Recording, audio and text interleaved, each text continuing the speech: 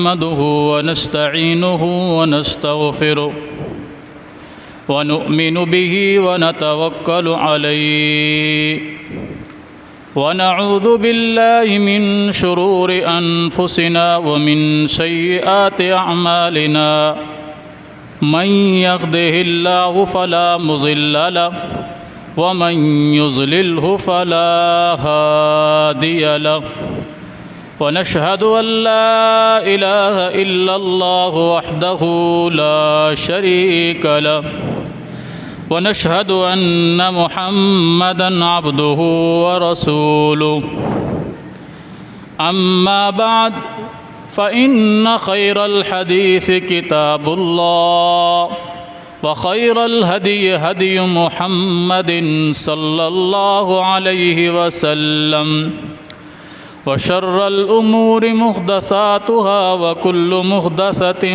بدعة وكل بدعة ضلالة وكل ضلالة في النار.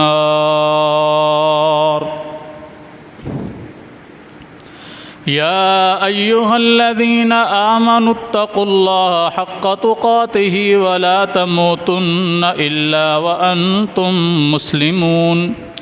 يا أيها الناس اتقوا ربكم الذي خلقكم من نفس واحدة وخلق منها زوجها وبث منهما رجالا كثيرا ونساء واتقوا الله الذي تساءلون به والأرحام إن الله كان عليكم رقيبا.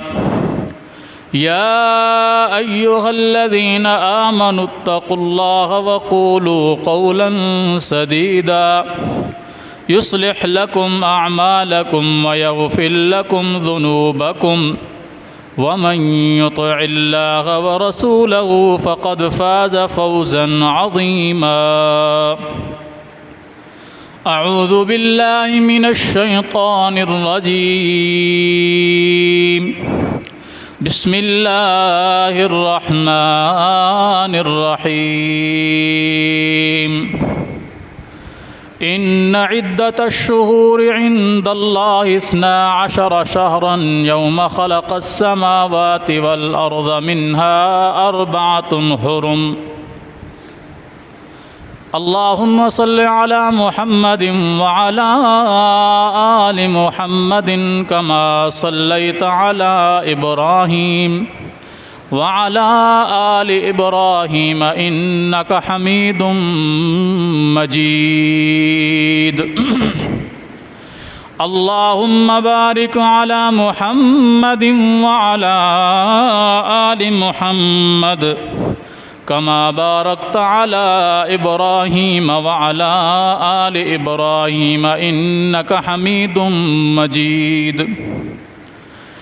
رب اشرح لي صدري ويسر لي أمري واحلل عقدة من لساني يفقهوا قولي.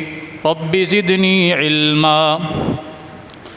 اللهم انفعنا بما علمتنا وعلمنا ما ينفعنا وزدنا علما.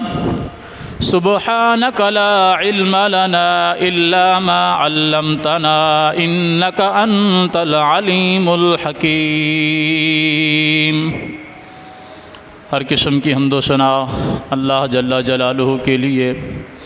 بے شمار بے حد و حساب درود و سلام ہوں امام الانبیاء سید الانبیاء امام الہدیٰ امام الاولین والآخرین امام الانبیاء جناب محمد الرسول اللہ صلی اللہ علیہ وآلہ وصحبہ وسلم کی ذات گرامی پر. ماہ محرم الحرام شروع ہو چکا ہے. یہ اسلامی مہینوں میں یا اسلامی سالوں میں اس کا پہلا مہینہ ہوتا ہے اور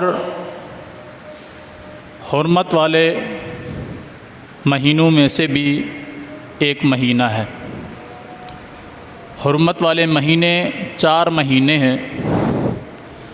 اللہ رب العالمین نے جب سے آسمان اور زمین کو پیدا فرمایا ہے، اللہ نے مہینوں کی گنتی 12 رکھی ہے۔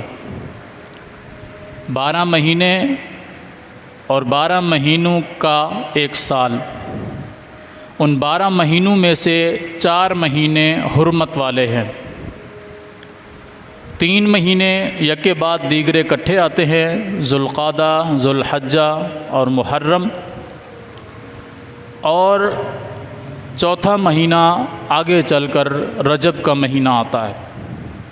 یہ 4 مہینے حرمت والے مہینے ہیں۔ حرمت والے مہینے اس لیے ہیں کہ ان مہینوں کے اندر جنگ کرنا بھی منع ہے، اور جھگڑا فساد، کسی بھی قسم کا کوئی معاملہ جو انسانیت کے لیے نقصان دہ ہو وہ کرنا منع ہے۔ وہ عام دنوں میں بھی منع ہے، لیکن ان مہینوں کی تعظیم کی وجہ سے وہ بالکل حرام ہے۔ جیسا کہ بیت اللہ کے اندر یا اس کی حدود میں شکار کرنا منع ہے، گالی دینا منع ہے، لڑائی جھگڑا کرنا منع ہے، قتل کرنا منع ہے، حتیٰ کہ بیت اللہ کے ارد گرد لگا ہوا کوئی درخت اسے کاٹنا بھی منع ہے۔ رسول اللہ صلی اللہ علیہ وسلم نے حجۃ الوداع کے موقع پر جو آخری خطبہ ارشاد فرمایا،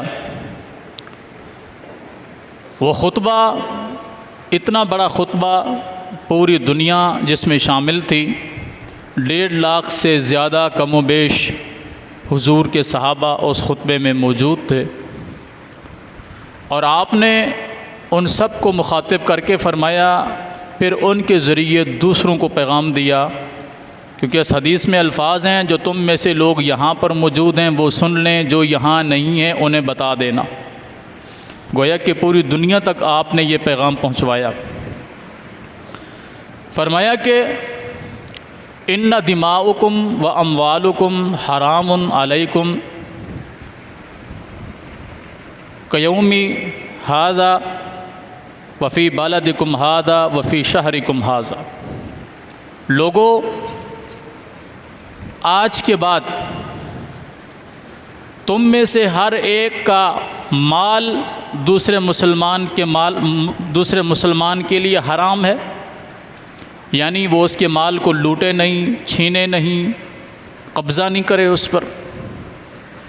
آج کے بعد تمہارا مال دوسرے کے مال کے لیے حرام ہے، تمہارا خون دوسرے کے خون کے لیے حرام ہے، یعنی تم میں سے کوئی کسی کو قتل نہیں کرے گا۔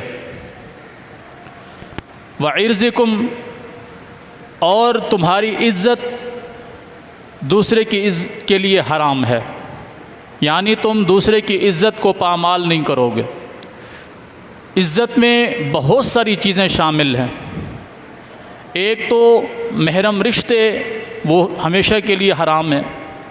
دوسرا، کسی کی بھی بہن، بیٹی یا منکوحہ، وہ تم پر ویسے ہی حرام ہے جیسے تمہارے اپنے رشتے حرام ہیں، الا یہ کہ جس کے ساتھ انسان کا نکاح ہو جائے وہ اس کے لیے حلال۔ تو فرمایا آج کے بعد تم میں سے ہر ایک کا مال دوسرے پر حرام، خون دوسرے پر حرام، عزت دوسرے پر حرام، اور ایسے حرام ہے کیومکم ھذا، جیسے آج عرفہ کے دن کا احترام ہے، جیسے یہ عرفہ کے دن میں کوئی کام کرنا تمہارے لیے حرام ہے، اسی طرح یہ ساری چیزیں تا قیامت تمہارے لیے حرام ہیں۔ وفی بلدکم ھذا، جس شہر میں تم اس وقت موجود ہو، مراد مکہ مکرمہ تھا، کیونکہ آپ وہیں پر کھڑے ہو کر حج کا خطبہ ارشاد فرما رہے تھے۔ تو فرمایا جیسے یہ مکہ شہر، اس کے اندر تمام کام حرام ہیں جن سے اللہ نے منع کیا ہے۔ وفی شہرکم ھذا، اور جیسے جو مہینہ چل رہا ہے اس مہینے کے اندر جو کام کرنے حرام ہیں، اسی طرح تمہارا خون، تمہارا مال، تمہاری عزت دوسرے کے لیے حرام ہے۔ یہ تو مہینے سال بعد آتے ہیں اور جب کوئی مکہ میں آتا ہے تو اس پر حرمت کا دن، حرمت اس پر واجب ہو جاتی ہے، یا یہ حرمت والے مہینے آتے ہیں اس پر حرمت واجب ہو جاتی ہے، یا یہ حرمت والا دن عرفہ کا دن آئے تو اس کے لیے حرام ہو جاتا ہے، لیکن جو چیزیں میں حرام کر رہا ہوں یہ تا قیامت حرام ہے۔ قیامت تک تم میں سے کوئی کسی کے مال پر قبضہ نہیں کرے گا، کسی کا خون نہیں بہائے گا، کسی کی عزت کو پامال نہیں کرے گا، یہ سب چیزیں تم پر حرام ہیں۔ اور فرمایا یاد رکھو اپنے غلاموں کا خیال رکھنا، اپنی عورتوں کا خیال رکھنا، اپنی لونڈیوں کا خیال رکھنا، نمازوں کی حفاظت کرنا، اور تم میں سے کسی کو کسی پر کوئی فضیلت حاصل نہیں ہے، نہ کسی عربی کو کسی اجمی پر کوئی فضیلت حاصل ہے، نہ کسی گورے کو کسی کالے پر کوئی فضیلت حاصل ہے، نہ کسی امیر کو کسی غریب پر کوئی فضیلت حاصل ہے، نہ کسی بڑے کو کسی چھوٹے پر فضیلت حاصل ہے، سوائے اس کے کہ تم میں سے جو اللہ سے سب سے زیادہ ڈرنے والا ہوگا وہ اللہ کے نزدیک سب سے زیادہ عزت دار ہوگا۔ باقی تمہارا عربی ہونا، اجمی ہونا، کالا ہونا، گورا ہونا، امیر ہونا، غریب ہونا، بڑا ہونا، چھوٹا ہونا، اس سے اللہ کو کوئی پرواہ نہیں ہے۔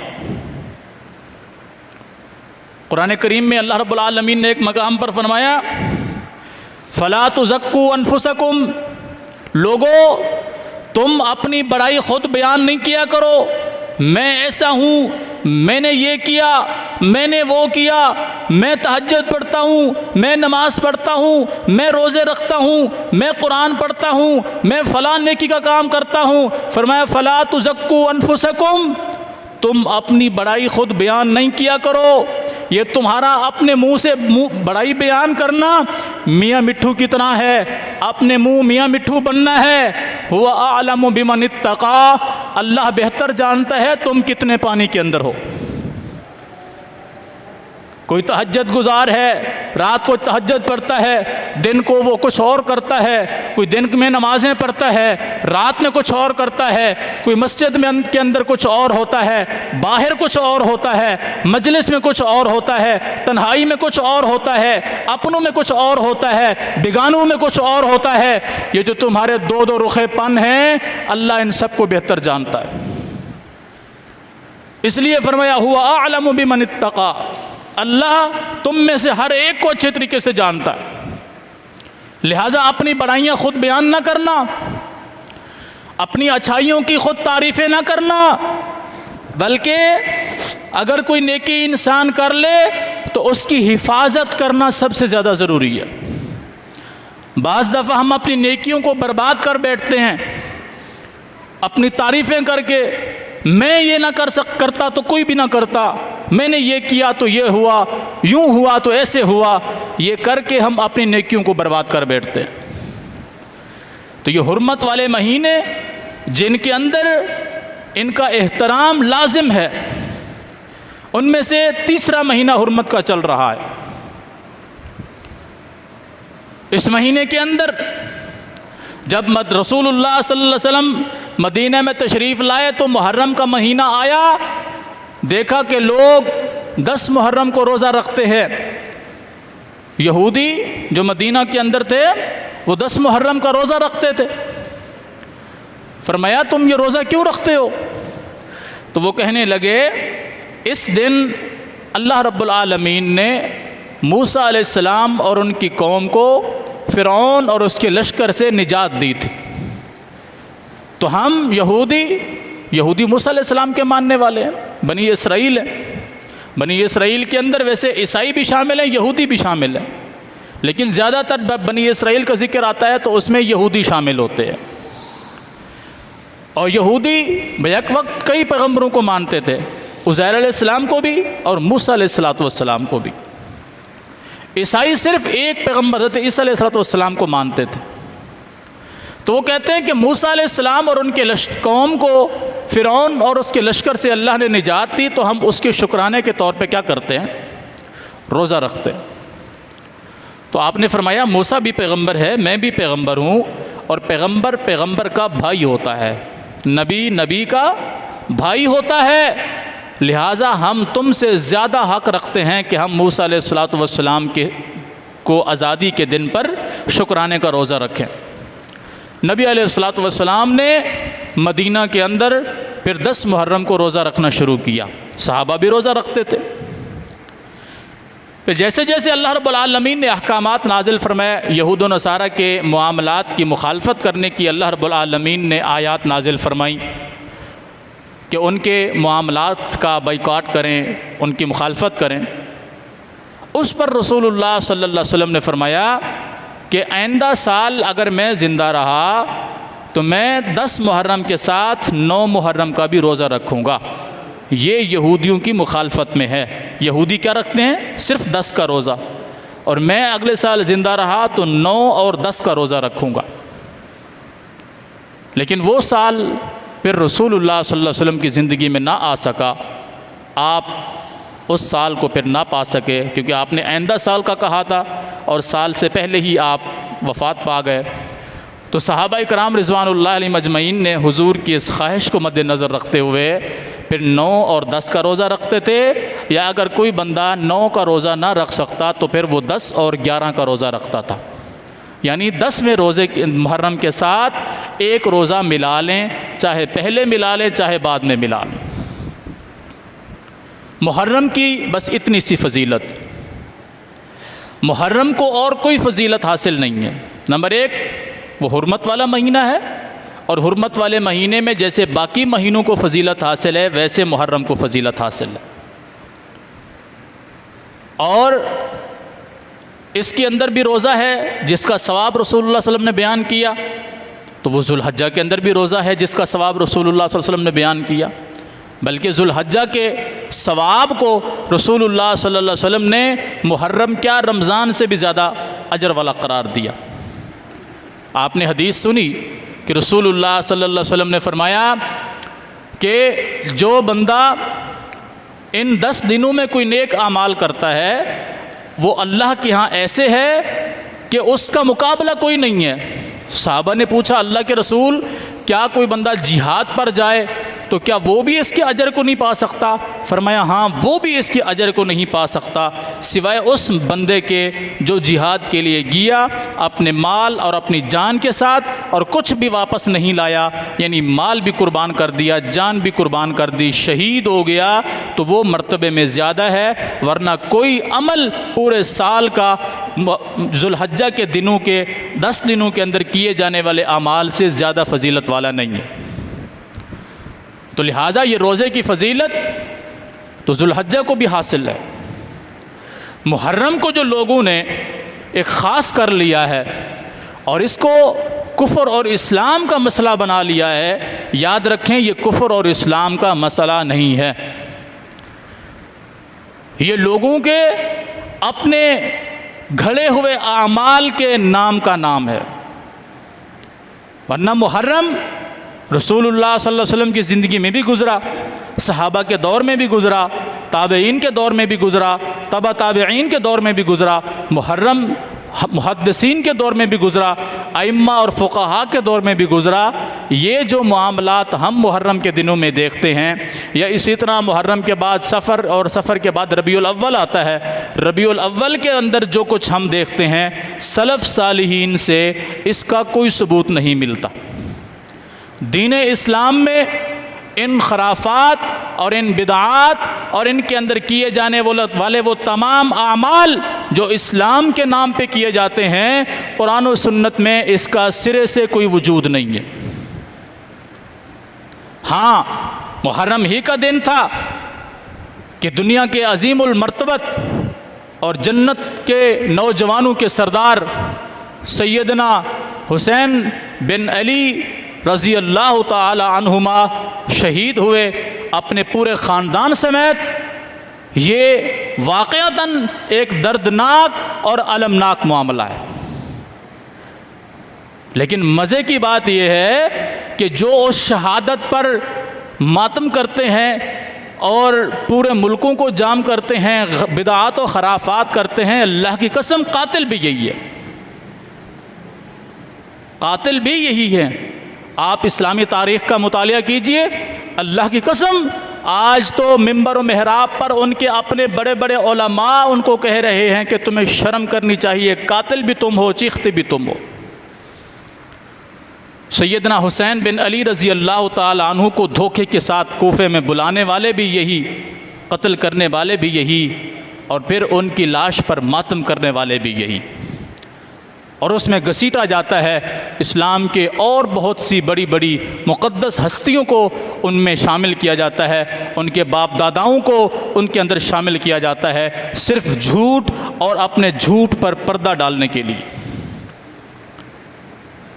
لوگ محرم میں شادیاں نہیں کرتے، کہتے ہیں یہ غم کا مہینہ ہے۔ یاد رکھیں اسلامی تاریخ میں کوئی دن غم کا دن نہیں ہے۔ اگر کوئی دن غم کا دن ہوتا تو وہ سرور کائنات صلی اللہ علیہ وسلم کے اس دنیا سے رخصت ہونے کا دن تھا، کہ جس دن مدینہ کے در و دیوار غم سے نڈھال تھے، جس دن لوگوں کی روشنیاں اندھیروں میں تبدیل ہو چکی تھیں، جس دن لوگ اپنے سینوں کو یوں کچلا ہوا محسوس کر رہے تھے کہ جیسے کسی نے ان کے سینوں کے اوپر بڑے بڑے بھاری پتھر رکھ دیے ہوں، کہ جس دن سیدہ کائنات سیدہ فاطمہ زہرا سلام اللہ علیہا بیان فرماتی ہیں، صبت علیہ مصائب لو انہا صبت علی الایام سرن لیالیا، فرمایا میرے بابا کی وفات کے بعد مجھ پر غموں کا وہ پہاڑ ٹوٹا کہ اگر وہ غم رات دن کی روشنی کے اوپر ڈالے جاتے تو دن کی روشنیاں رات کی تاریکیوں میں تبدیل ہو جاتی۔ اگر کوئی غم کا مہینہ ہوتا تو وہ ربیع الاول ہوتا، کوئی غم کا دن ہوتا تو وہ دن ہوتا جس دن سید کائنات امام الانبیاء، امام الہدا، امام الاولین والآخرین، امام الرسل جناب محمد الرسول اللہ صلی اللہ علیہ وسلم اس دنیا سے گئے۔ اس سے بڑا غم کا دن پھر کوئی بھی نہ ہوتا، لیکن اس دن کو بھی صحابہ کرام نے گزارا۔ ہمارے ہاں اس دن بھی پیٹ کے پجاری لوگ اپنے پیٹ کی آگ کو بجھانے کے لیے عجیب و غریب قصے اور کہانیاں بیان کرتے ہیں۔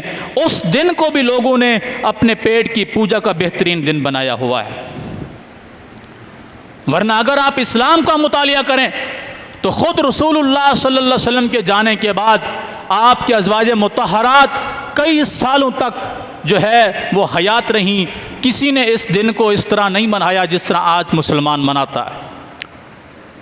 صحابہ کرام رضوان اللہ علیہ مجمعین، آخری صحابی کم از کم 110 ہجری میں جا کر آخری صحابی کا انتقال ہوا ہے۔ گویا کہ رسول اللہ صلی اللہ علیہ وسلم کی دنیا کے جانے سے 100 سال بعد تک صحابہ زندہ رہے، تو کسی نے اس دن کو ایسے نہیں منایا جیسے مسلمان مناتے ہیں۔ یا تو وہ دین کو بہتر سمجھتے تھے یا پھر یہ دین کو بہتر سمجھتے ہیں، فیصلہ آپ پر ہے۔ یا وہ حضور سے محبت کرتے تھے یا پھر آج کا مسلمان حضور سے محبت کرتا ہے، فیصلہ آپ کے ضمیر پہ چھوڑتا ہوں۔ یا وہ اسلام کو بہتر طریقے سے سمجھتے تھے یا آج کا نام نہاد مسلمان بہتر دین کو سمجھتا ہے، جسے اپنے باپ کا نہیں پتا، اپنی ماں کا نہیں پتا، اپنے آپ کا نہیں پتا کہ میں کس طرح کا ہوں، کون سا ہوں، کیسے ہوں، جسے یہ نہیں معلوم وہ تبرہ بازی کرتا ہے حضور کے صحابہ پر، کہ جن کے متعلق سید الانبیاء نے فرمایا تھا، لوگوں تم میں سے کوئی بھی احد پہاڑ کے برابر سونا خرچ کر دے، میرے کسی ایک صحابی کا مقابلہ نہیں کر سکتا، کہ میرا کوئی ادنا سا صحابی بھی ایک مٹھی یا آدھی مٹھی جو اللہ کی راہ میں خرچ کر دے، تمہارا احد پہاڑ کے برابر سونا بھی اس کی آدھی مٹھی جو کا مقابلہ نہیں کر سکتا۔ یا پھر وہ دین کو بہتر سمجھتے تھے یا یہ دین کو بہتر سمجھتا؟ کیا خیال ہے آپ کا؟ آج کا مسلمان دین کو زیادہ بہتر سمجھتا ہے نا؟ کیا خیال ہے ایسے؟ یا وہ لوگ جن کے سامنے سید الانبیاء جناب محمد الرسول اللہ صلی اللہ علیہ وسلم دنیا سے جا رہے ہیں، کہ جن کے سامنے رسول اللہ صلی اللہ علیہ وسلم کا جسد اطہر پڑا ہوا ہے، جنہوں نے خود قبر کو کھودا، اپنے ہاتھوں سے سرور کائنات صلی اللہ علیہ وسلم کو مٹی کے سپرد کیا، اور سیدہ فاطمہ زہرا سلام اللہ علیہ نے پوچھا تھا سیدنا انس سے، اے انس، جس چہرے کو دیکھ کر تم تازگی محسوس کرتے تھے، تمہارے دل نے کیسا گوارا کیا، آج اس چہرے کے اوپر تم نے مٹی ڈال دی۔ اللہ اکبر کبیرہ۔ سیدہ عائشہ الصدیقہ طیبہ طاہرہ سلام اللہ علیہ عنہا بیان فرماتی ہیں، لوگوں، ہمارے لیے رسول اللہ صلی اللہ علیہ وسلم کی وفات دنیا کا سب سے بڑا غم تھا۔ تو حرمت والے مہینوں میں اگر کچھ کرنا ہوتا، کوئی یہ جو کچھ دین کے نام پہ، اسلام کے نام پہ کیا جاتا ہے، یہ کرنا ہوتا، سب سے پہلے نبی کی ازواج مطہرات، نبی کی بیٹی، نبی کے نواسے، نبی کی نواسیاں، نبی کے صحابہ کرتے۔ اگر دین میں ایسا کچھ نہیں ہے اور یقیناً کچھ نہیں ہے تو پھر سمجھ لیجئے یہ صرف ایک پاپی پیٹ کو بھرنے کا چکر ہے اور دنیا کو دھوکہ دینے کا چکر ہے، اس کے علاوہ کچھ نہیں ہے۔ حرمت والے مہینوں میں لوگ شادیاں نہیں کرتے کہ یہ حرمت والے مہینے ہیں، اور حرمت والے مہینوں میں اگر شادی کرنا منع ہے، بدبختوں ممبر محراب پہ کھڑے ہو کے بیان کرتے ہو کہ 10 محرم کی رات کو نبی کریم صلی اللہ علیہ وسلم کے نواسے حضرت حسین کے بیٹے اور بھتیجی کی آپس میں شادی تھی، تو لعنت ہے تمہاری عقل کے اوپر۔ رات کو ان کی شادی بیان کر رہے ہو، دن کو ان کی شہادت بیان کر رہے ہو، اور امت کو شادی کرنے سے منع کر رہے ہو۔ اگر حرمت والے مہینوں میں شادی کرنا منع تھی تو سیدنا حسین اور ان کے بھتیجی کی شادی سفر میں کیسے بیان کر رہے ہو؟ تو کچھ تو عقل سے کام لو۔ کہ سارے آگے جاہل بیٹھے ہوتے ہیں، وہ کہتے ہیں سبحان اللہ، واہ کیا مزے کی بات کی ہے۔ اس کو یہ سمجھ نہیں آ رہا ہوتا کہ سفر میں ایک بندہ سفر میں جا رہا ہے، اس کو سفر کے دوران ہی ایسی اچانک کون سی مصیبت آن پڑی ہے کہ وہ فوراً رات کو شادی کا بندوبست کر رہے ہیں۔ کوئی عقل سے بھی کام لو۔ لہٰذا حرمت والے مہینوں میں شادی کرنا منع نہیں ہے، شادی کرنے کا کوئی نقصان بھی نہیں ہے۔ لوگ محرم اور سفر میں شادیاں نہیں کرتے۔ آپ یہ جتنے بھی ہیں نا کاروباری لوگ، یہ جو ٹینٹ والے ہیں یا دیگر کھانے پکانے والے ہیں، ان سب سے پوچھیں کہ وہ کہہ رہے ہیں کاروبار مند ہے۔ کیوں؟ محرم چل رہا ہے نا، وہ سفر چل رہا ہے نا، تو لوگ شادیاں نہیں کرتے، تو کپڑے والوں سے کپڑا کوئی نہیں خریدتا ہیں، جو بری سوئی بنانے والے ہوتے ہیں ان سے بری کوئی نہیں بنواتا، کھانا والوں سے کھانا کوئی نہیں پکواتا، ٹینٹ والوں سے ٹینٹ کوئی نہیں لیتا، شادی ہال والوں سے بکنگ کوئی نہیں کرواتا۔ کیوں؟ مندی چل رہی ہے۔ کیوں مندی چل رہی ہے؟ بس وہ جن نحوست کے مہینے چل رہے ہیں۔ انا للہ و انا الیہ راجعون۔ اللہ کے بنائے ہوئے مہینوں اور دنوں کو لوگ نحوست کہتے ہیں۔ اپنے کرتوتوں کو کوئی نہیں دیکھتا، اپنی زندگی پر کوئی توجہ نہیں کرتا۔ اسے جب بھی انگلی اٹھانی ہوتی ہے یا اللہ کے دین پہ اٹھانی ہوتی ہے یا رسول کریم صلی اللہ علیہ وسلم کی حدیث پہ اٹھانی ہوتی ہے یا اللہ کے بنائے ہوئے دنوں اور مہینوں پر اسے انگلی اٹھانی ہوتی ہے، اس بدبخت کو اپنی ذات نظر نہیں آ رہی ہوتی کہ میں کس پانی کے اندر ہوں۔ وہ نحوست بھی کہے گا تو کسی اللہ کے بنائے ہوئے مہینے اور دن کو کہہ دے گا، وہ نحوست بھی کہے گا تو اللہ کی مخلوق میں سے کسی کی طرف اشارہ کر کے کہہ دے گا کہ یہ منحوس ہے۔ وہ اپنے اعمال کی طرف نہیں دیکھے گا، میں کتنا مسلمان ہوں، میں نماز کا کتنا پابند ہوں، میں روزہ کتنا رکھتا ہوں، میں مال کے ہونے کے باوجود زکوٰۃ کتنی دیتا ہوں، میں نے حج عمرہ کیا ہے یا نہیں، میں حقوق اللہ ادا کرتا ہوں یا نہیں، میں حقوق العباد ادا کرتا ہوں کہ نہیں، وہ اپنی زندگی پر توجہ نہیں کرے گا۔ بس محرم منحوس ہے، سفر منحوس ہے، فلاں بندہ منحوس ہے، فلاں دن منحوس ہے، یار آج تو کوئی دن ہی منحوس تھا، پتہ نہیں میں نکلوں اور میرا یہ نقصان ہو گیا۔ یہ آپ سنتے ہیں کہ نہیں سنتے؟ ہر دوسرے بندے کی زبان پہ ہوتا ہے، کوئی نہ کوئی اس کا نقصان ہو جائے، کوئی کہے یار پتہ نہیں آج میری قسمت ہی منحوس ہے، میں باہر نکلوں یہ نقصان ہو گیا ہے۔ اس سے پوچھو تو نے صبح اٹھ کر فجر کی نماز پڑھی تھی؟ نہیں یار وہ تو میں سو گیا تھا۔ تو منحوس تو ہے، تو نے فجر نہیں پڑھی۔ اور رسول اللہ صلی اللہ علیہ وسلم نے فرمایا جو فجر نہیں پڑھتا شیطان اس کے منہ میں اور اس کے کان میں پیشاب کر دیتا ہے، فَأَصْبَحَ نَفْسًا خَبِيثًا، یہ جب صبح کو اٹھتا ہے تو ناپاک ہوتا ہے۔ اللہ کا رسول آپ کو ناپاک کہہ رہا ہے اور آپ لوگوں کو منحوس کہہ رہے ہیں۔ نبی علیہ الصلوۃ والسلام نے اس شخص کو ناپاک کہا جو فجر نہیں پڑھتا، جو فجر نہیں پڑھتا۔ وہ عورت ہو یا مرد.